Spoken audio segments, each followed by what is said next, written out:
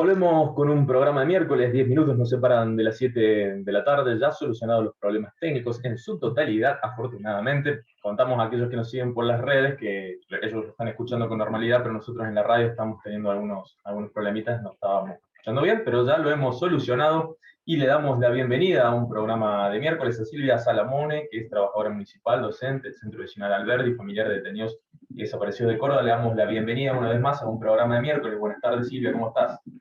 Hola, ¿cómo les va, compañeros? Muy agradecida por la invitación y también reitero este saludo en este día tan especial para nosotros los peronistas, que siempre hemos sufrido la muerte y la persecución de parte de la oligarquía reaccionaria en nuestro país. Así que gracias por este espacio y bueno, tienen una audiencia muy importante, así que vamos adelante nomás. Gracias, Silvia, por acompañarnos. Gracias por otra vez brindarnos tu valioso testimonio, fundamentalmente que tiene que ver con tu participación en este acontecimiento que ha significado la sentencia en el juicio a los responsables de las desapariciones, asesinatos y represión producida sobre las y los militantes de la contraofensiva montonera en los años 79 y 80, creo que se limita a ese periodo, y bueno, sabemos que has estado muy atenta a todo lo acontecido, es una sentencia muy importante. Lamentablemente los acontecimientos no permiten por ahí detenernos precisamente a verificar la importancia que tienen algunos hechos históricos como esta sentencia, que creo que ha puesto claridad en una cuestión que muchas veces no es muy difundida, pero que tiene que ver con un hecho lamentable producido por la dictadura, eliminando físicamente a muchas compañeras y compañeros militantes que solamente estaban luchando contra la dictadura y oponiéndose a lo que acontecía y fundamentalmente luchando por un mundo mejor. Entre ellos, tu hermana Ángela Alicia, que fue parte de estos compañeros y compañeras que sufrieron la represión, la desaparición y la muerte. Sí, así es. Bueno, para nosotros, para los familiares querellantes en esta causa, hemos esperado durante 40 años esta justicia que es absolutamente reparadora, que nos viene a dar sosiego, pero también sabemos que no es un punto de llegada, sino que es un punto de partida, porque la continuidad de los juicios por la memoria, la verdad y la justicia tienen que continuar, y lo que ha sucedido el día jueves 10 de junio en el Tribunal Oral Federal número 4 de San Martín ha sido una sentencia impresionante, una sentencia enorme en cuanto a lo que establece, que ya lo voy a comentar. Efectivamente, mi familia es querellante por la desaparición de Ángela, mi hermana. Ana, mi hermana, fue testigo, junto con Santiago Roca, que es mi sobrino. Y bueno, esto comenzó hace 10 años aproximadamente, en la cual los hijos y las hijas se pusieron al hombro esta reconstrucción de este proceso judicial, acompañado increíblemente con nuestro abogado querellante Pablo Yonto, no solo en lo judicial, sino también desde el punto de vista humano, desde el punto de vista de esa contención necesaria, porque los familiares que nos fuimos incorporando teníamos retacitos de historia, teníamos pedacitos muy pequeños, que ni siquiera fechas, lugares, por ahí una carta, un dato, alguien que dijo.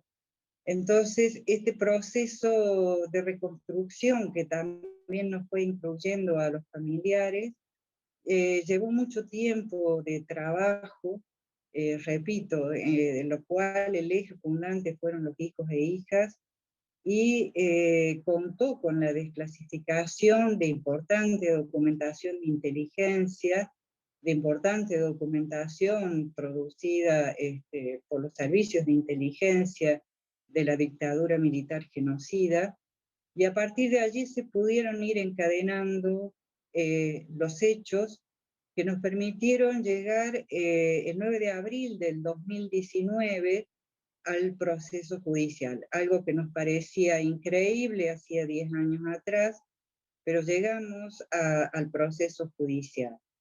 Nos atravesó la pandemia también, o sea, en estos 2 años, más de un año, fue en forma virtual, con todas las consecuencias que eso trae, digamos, el hecho de estar alejados, no estar próximo a todos los familiares querellantes, pero bueno, fue una forma inteligente, fue una forma práctica de la continuidad de estos juicios. Fueron fundamentales los alegatos, tanto de nuestro abogado querellante, Pablo Yonto, como de la fiscal Gabriela Sosti, porque contextualizaron el momento, porque establecieron la responsabilidad de los principales cargos jerárquicos de los servicios de inteligencia del ejército argentino, y esto es trascendente, porque no se establecen responsabilidades individuales en un centro clandestino de detención, sino que se establece quiénes fueron los ideólogos en este plan sistemático de persecución y exterminio, quienes dieron las órdenes, no solo en nuestro país, sino en aquellos países limítrofes o en el exterior.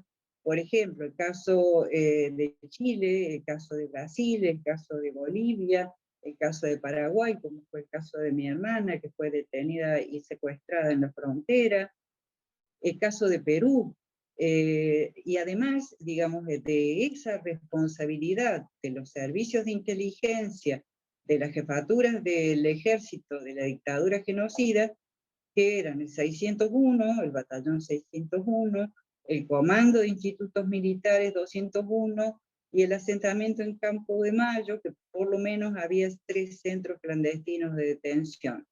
Entonces, los militantes, 94 víctimas en este juicio, eran secuestrados y llevados a los centros de tortura en Campo de Mayo y muchas veces asesinados en otros lugares. Fue el caso de la compañera Esther Mortino de Janetti de Mortino, que fue secuestrada en Perú y que fue asesinada en España. Esto nos da la magnitud de cómo era el plan de inteligencia, es decir, las órdenes, las comunicaciones, quienes las daban y quienes las ejecutaban. Si bien nosotros todavía sabemos que tenemos que interiorizar mucho más el plan de inteligencia de todo el periodo dictatorial, este avance, digamos, por eso creo que es fundamental la condena que se ha establecido sobre los responsables. Por eso nuestro abogado querellante Pablo Yonto dijo que después del juicio a las juntas, este juicio sigue en importancia, porque se ha juzgado a los ideólogos, a los responsables del exterminio. Por eso yo creo que de la sentencia, además de lo personal, de lo reparador, de lo que puede significar para cada uno de nosotros, de los familiares querellantes, a nivel judicial es una sentencia enorme, es una sentencia que sienta jurisprudencia sobre todos los juicios que un poco algunos vienen acompañando, como son los juicios de vuelo de la muerte, y sobre todos los otros juicios que que pueden seguir, que tienen que seguir porque son una política de Estado. Otra cosa que es fundamental es la condena a perpetua y en cárceles comunes, es decir, sobre los principales responsables de la jefatura de inteligencia, esto es, Acheri, Vano, Cinto Curtó, D'Ambrosi y Firpo, tienen cadenas perpetuas en cárceles comunes. Tuvimos, digamos, la sorpresa el mismo día jueves a la mañana, que era la última palabra de los imputados, que el abogado de uno de los que estaban imputados en ese momento, hoy están condenados, no pudo tener su condena, que es APA, porque su abogado presentó un certificado de insanía mental.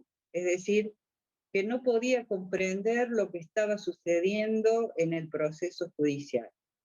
Por eso es que, bueno, para ese caso en particular, vamos a tener la sentencia dentro de 10 días, pero porque eran 6 los imputados, solo se consiguió la sentencia para 5, queda APA para dentro de 10 días, originalmente eran 9 los imputados, pero 3 han fallecido. Bueno, no sé si más o menos voy clara, ustedes pregúntenme como quieran. Le recordamos a la audiencia que estamos en diálogo con Silvia Salamone, que es trabajadora municipal y docente de parte del Centro Vecinal Alberdi y familiar de detenidos y desaparecidos de Córdoba. Nos está contando esta reflexión de la causa de la contraofensiva montonera.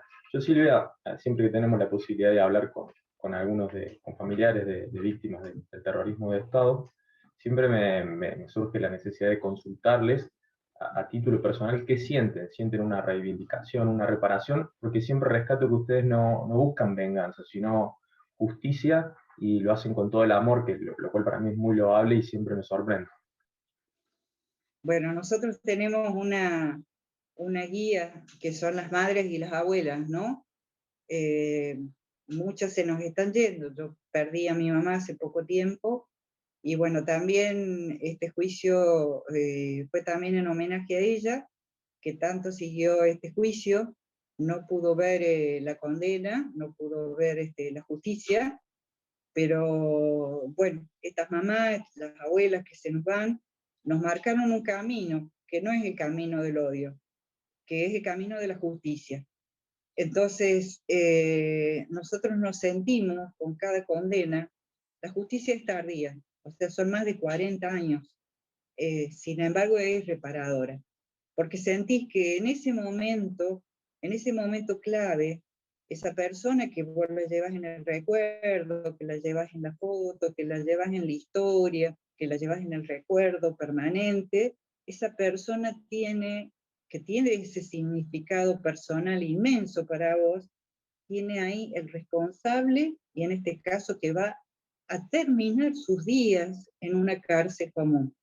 O sea, nos recuerda a Videla, ¿no es cierto?, que terminó indignamente sus últimos días muriendo en la cárcel. Y bueno, esa justicia yo creo que es la reparadora, no es odio, pero es la justicia.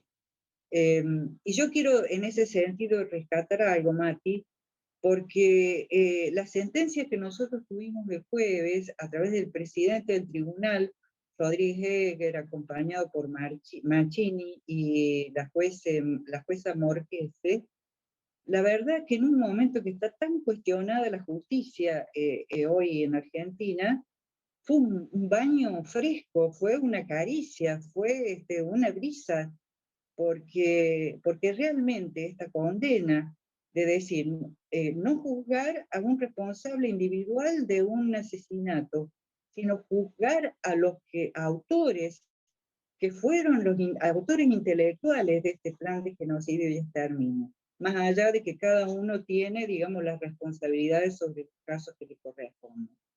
Entonces, este fallo, como bueno, hablábamos el otro día con Rodolfo Novillo Corbalán, que es también querellante en causa de vuelos de la muerte por su hermana, este fallo también le sienta para los juicios que continúan una enorme trascendencia, porque bueno, ya hay este precedente de que es fundamental.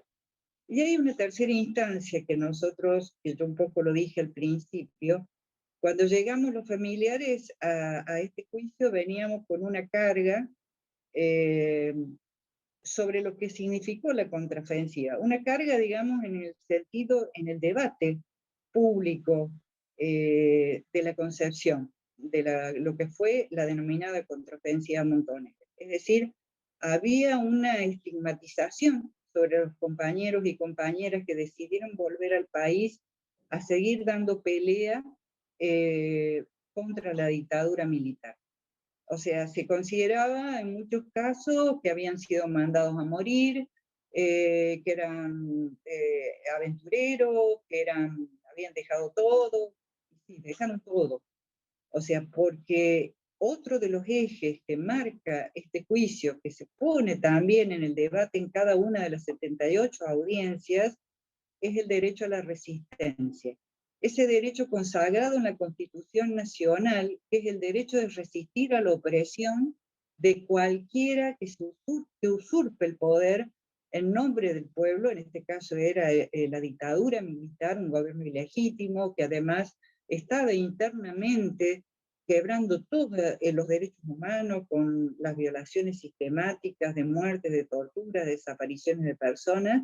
Y estos compañeros y compañeras, en forma voluntaria, decidieron volver y dar pelea, colaborando con las organizaciones obreras que ya estaban en un malestar permanente. Entonces, apoyar esas luchas obreras a través de intercepción, con comunicados radiales, con volantes, con la conexión con los principales sindicatos, con difusión de contenido, con comunicados.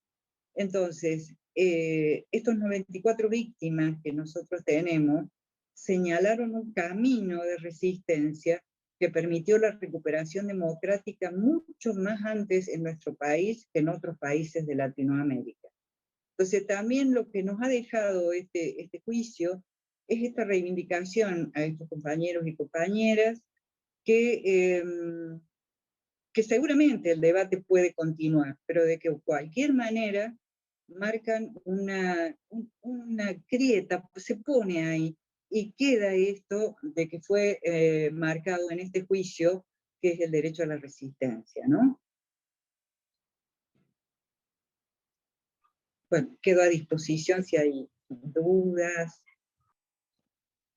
Sin dudas que estaba leyendo hace unos días la nota donde la fiscal Sofi reivindica el derecho a la resistencia. Me parecía que era fundamental hacer hincapié y consultar respecto a eso, pero bueno, justo te adelantaste y me parece que es muy loable poder reivindicar, y me parece que eso también los familiares, también, además de la condena, que se haya reivindicado el derecho a la resistencia, también es un poco un abrazo reparador, ¿no? Absolutamente, Mati. Fue lo que sentimos un poco, porque bueno, tuvimos un medio comunitario que es La Retaguardia, que nos permitió durante todo este tiempo de pandemia poder seguir las audiencias en forma virtual.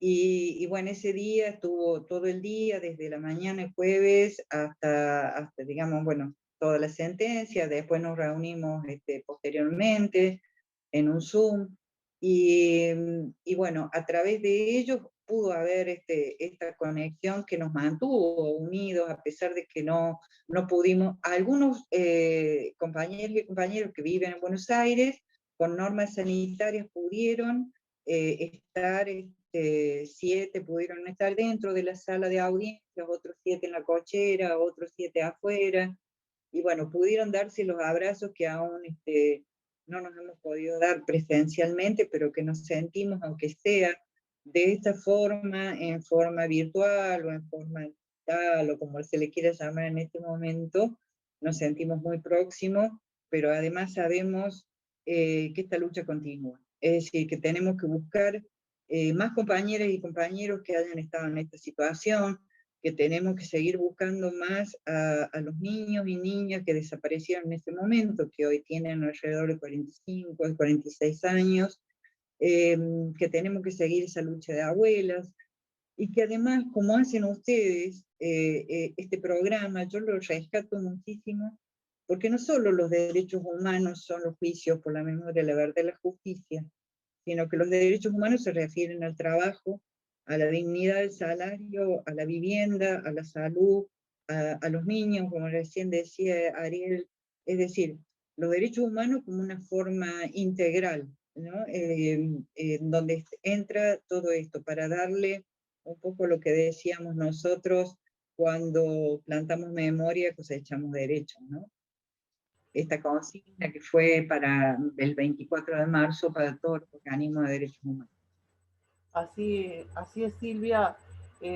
Bueno, ustedes, tanto Ariel como vos, recordaban un hecho que históricamente fue ocultado. Hoy conversábamos con algunos compañeros en el sindicato y nos decían que se habían enterado no hace mucho de que hubo un bombardeo a la Plaza de Mayo el 16 de junio de 1955 que había dejado más de 350 muertos, 600 heridos.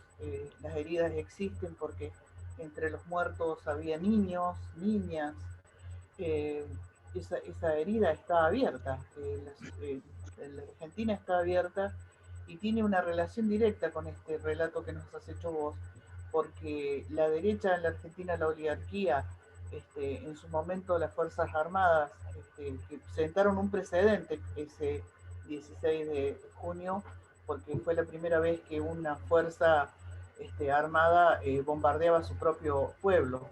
Esto también tenemos el triste privilegio en la Argentina de esto, y ese hecho también se liga con lo que pasó en la dictadura, porque la misma iglesia, empresarios, militares y la oligarquía desataron la masacre que desataron, la cual está inmerso esta supresión física de quienes decidieron resistir a la dictadura y que nos vendieron que lo vendieron siempre como esto que decías vos, Silvia, que era una locura, que los mandaron al muere, que era una especie de rapto esquizofrénico de un grupo de personas, cuando en realidad yo rescato las palabras de algunos escritores.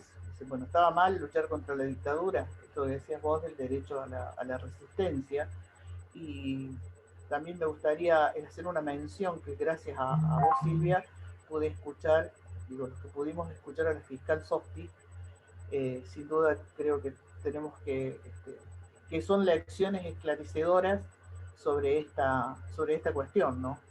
Un poco quería hacer esta reflexión que liga a las dos cuestiones porque creo que están íntimamente ligadas a la historia más trágica de los intentos de la derecha en nuestro país para eliminar el movimiento popular y eliminar la posibilidad de la patria justa, libre y soberana, que es la que, digamos, es la por la que luchaban las compañeras y los compañeros de la contraofensiva, pero también los 30.000, y esto creo que lo tenemos que tener claro.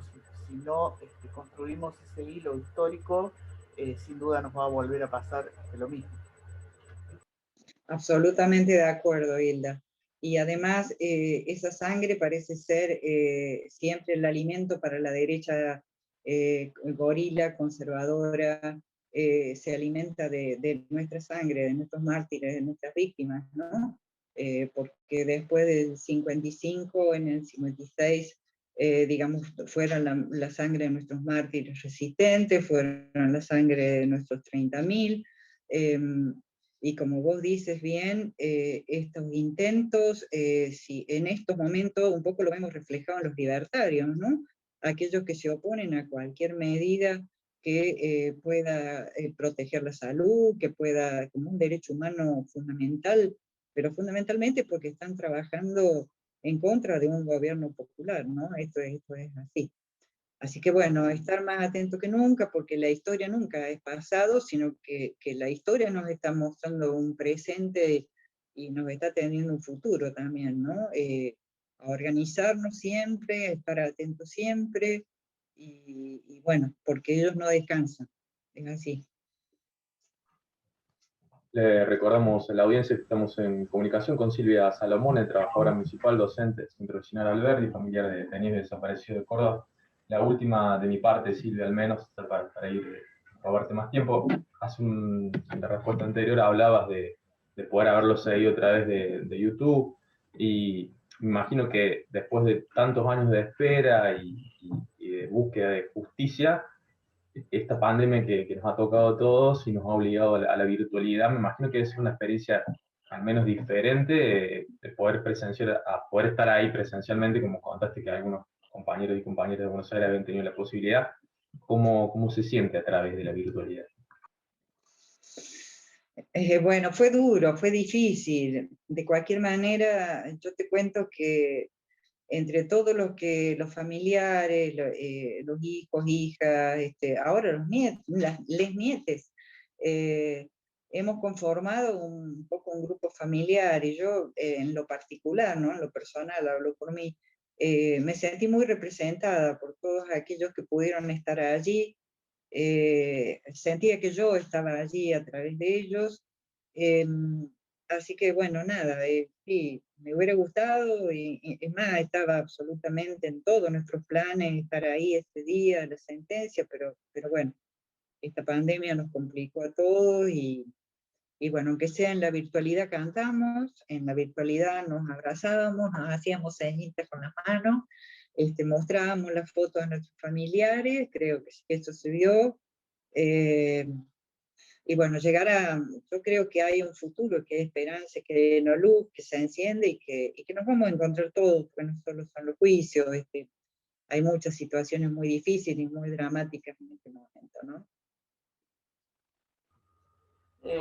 También le queremos aclarar a las y los compañeros que nos escuchan que además de Ángela Alicia, que es parte de las compañeras y compañeros del curso de la contraofensiva, Silvia también tiene otra hermana desaparecida, Nilda Susana, que bueno, yo quiero mencionar para que conozcan que... Muchísimas gracias, Hilda. Sí, en el caso de Nilda, bueno, pudimos recuperar sus restos gracias al equipo argentino de antropología forense, y bueno, fue un proceso también muy difícil. Ella desapareció en el centro clandestino de detención de la Brigada de Investigación el número 9 de La Plata, se la encontró en un cementerio clandestino de detención en Avellaneda, pero bueno, la tarea del EAF, del equipo argentino de antropología forense, es inmensa, y bueno, ese también es un proceso muy reparatorio, cuando vos tenés la posibilidad de hacer el duelo con los restos de tu familiar, y podés enterrarlo, y podés llevarle una flor, y podés llorarlo, que es un poco el proceso que no se puede hacer con los desaparecidos en general, ¿no? Que es esta cuestión fantasmagórica, que hasta que no se encuentren sus restos, y ellos tienen, lamentablemente los genocidas, un pacto de silencio sobre qué hicieron con el destino final de los desaparecidos y desaparecidas. Pero bueno, hay algunos que se van quebrando, hay algunos con Limba, por ejemplo, en el caso de los vuelos de la muerte, que van hablando, que van diciendo, que vieron qué día, qué vuelo. Entonces me parece que en algún momento algo de luz también va a haber, hay mucha tarea de LEAF también en Campo de Mayo, seguramente lo han visto, hay nuevas metodologías de búsqueda también, y esto es trascendental, ¿no? Poder recuperar y poder tener los restos de la persona que fue tu familiar, por supuesto. Sí, Una cosita quería decirle, que es muy importante que la justicia el día jueves, me había olvidado, que es la exoneración de los altos mandos de inteligencia del ejército argentino. Esto es inédito. Es decir, le quitan todas las atribuciones que pues, vieron que por ahí los ex militares o los curas, por ejemplo, en el caso de Von Bernich, en el caso del asesinato de mi otra hermana Susana, aún en Marcos Paz sigue dando misa, por ejemplo, no le quitaron la investidura sacerdotal, pero en este caso, en el de contraofensiva, se le quitan todos, lo que, no sé si privilegio, pero atribuciones que tienen por ser ex militares, digamos, cuestiones especiales, bueno, se le quita absolutamente todo eso. Eso también no tiene precedentes, digamos, ¿no? Y es muy importante. Y la verdad que ha sido un juicio importantísimo por las conclusiones y por el tema y por lo que se juzgó. Bueno, Silvia, te hacemos un agradecimiento enorme, y a la vez bueno, rendimos homenaje a las y los 94 compañeras y compañeros, y a los muertos y heridos en los bombardeos del 16 de junio. Nuestro homenaje, nuestro sentimiento y fundamentalmente nuestro compromiso con esa lucha, la lucha que vos acabas de sintetizar, Silvia, también, O sea que bueno, te agradecemos muchísimo porque la pretensión de este programa es esto, es sobre todo Por esclarecernos. siempre presentes, nuestros 30.000 presentes, los de Bombardeo de Plaza de Mayo presentes, y yo les agradezco infinitamente porque siempre en el programa de ustedes, como les dije, está esta posibilidad de establecer la amplitud de los derechos humanos y poder ponerlos a luz y explicitarlos. Los abrazo fuerte, bueno, los quiero, los respeto mucho, nos encontramos siempre, ahora no en la calle, pero bueno, pero siempre estaremos. Así que bueno, un abrazo y gracias. Gracias, compañeros y compañeras. Gracias, Silvia. Gracias. Hasta ahí pasaba la palabra de Silvia Salamone, trabajadora municipal docente, miembro del Centro Vecinal Alberdi y familiar de detenidos y desaparecidos de Córdoba. Nos estaba contando un poquito, bueno, su reflexión de la causa del juzgamiento y la cárcel común para la mayoría de los acusados de la contraofensiva montonera. Yo a título personal, a mí siempre no deja de emocionarme esta cuestión, y lo que le preguntaba a Silvia es porque realmente me pasa, que con todo ese dolor y con toda esa tristeza de lo que les pasó, solo busquen justicia y reivindicar a sus familiares. Para mí es maravilloso y no me canso de decirlo. Hilda. Sí, la verdad que es así.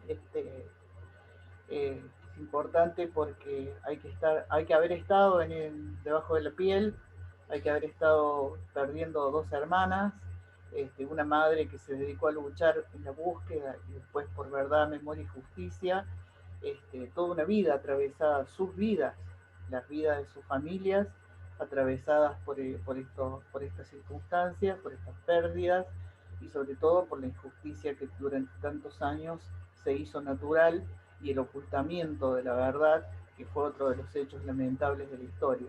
Así que bueno, sí, yo le rindo homenaje incluso a las familias que tuvieron que aguantar esto, y fundamentalmente a las madres y a las abuelas, que creo que, como dijo Silvia, siguen la lucha, y que no va a terminar hasta que no se encuentre al último nieto o nieta que arrebataron los asesinos, los genocidas, ¿no? Antes de ir a la próxima canción musical, yo, hablando de justicia, quería leer una solicitada, ¿no?, que me han mandado a título personal. De mañana hay una convocatoria en la justicia por Sol, Agus y Fer, bueno, esto sucedió en la avenida Circunvalación. Básicamente, bueno, están pidiendo que sigue, bueno, Fer sigue con la lucha por recuperar sus piernas, está internada con complejas intervenciones quirúrgicas, quien la aplastó a alta velocidad y completamente borracho está en su casa. Entonces, bueno, es larga la solicitada del comunicado, pero bueno, las familias están convocando a organizaciones y partidos de lucha que se sumen con sus banderas, llamamos a la población y especialmente a los jóvenes, para torcerle el brazo a la justicia contra la impunidad y para cambiar. Y bueno, llamamos a que en todos los pueblos y ciudades se presente nuestro petitorio en la sede de universidades nacionales y en organismos de derechos humanos, en consulados de Argentina y otros países. Y bueno, están llamando a marchar mañana a las 16:03 en Colón, esquina Cañada, en Colón y Cañada. Y bueno, ya van a marchar con distanciamiento y cuidado, que el protocolo va a ser marchar distanciados y unidos por cintas rojas de 2 metros. Y bueno, están pidiendo justicia por Agus, por Sol y por Fer. Así que bueno, me parecía que hablando de justicia venía a colación, y bueno, nosotros somos un lugar donde se le da la voz a aquellos que menos voz tienen, menos repercusión, así que bueno, quería comunicar eso. Sí, nos plegamos a las convocatorias, a la solidaridad con la familia, y también haciendo una demanda, una exigencia a la justicia, que bueno, produjo la excarcelación del responsable de las muertes, y bueno, de la consigna que también se ha elaborado, que dice: no fue un accidente, es un asesinato de dos personas jóvenes. Y bueno, sobre todo lo que nos preocupa, creo que a la mayoría, es la impunidad con la que se está manejando, y bueno, la especie de complicidad del fiscal de la causa, que hasta ahora no los ha permitido a las familias ser querellantes en la misma, ¿no? Cosa que es una verdadera arbitrariedad, y que ya denota la conducta que van a seguir sobre la complicidad con esto, ¿no? Por eso, bueno, apoyamos completamente la convocatoria. Así es. Y bueno, seguimos con el curso del programa. Hugo, ¿con qué continuamos ahora? Bueno, vamos a ir con otro tema musical. Vamos a escuchar al viejo Matías, una canción de Víctor Heredia.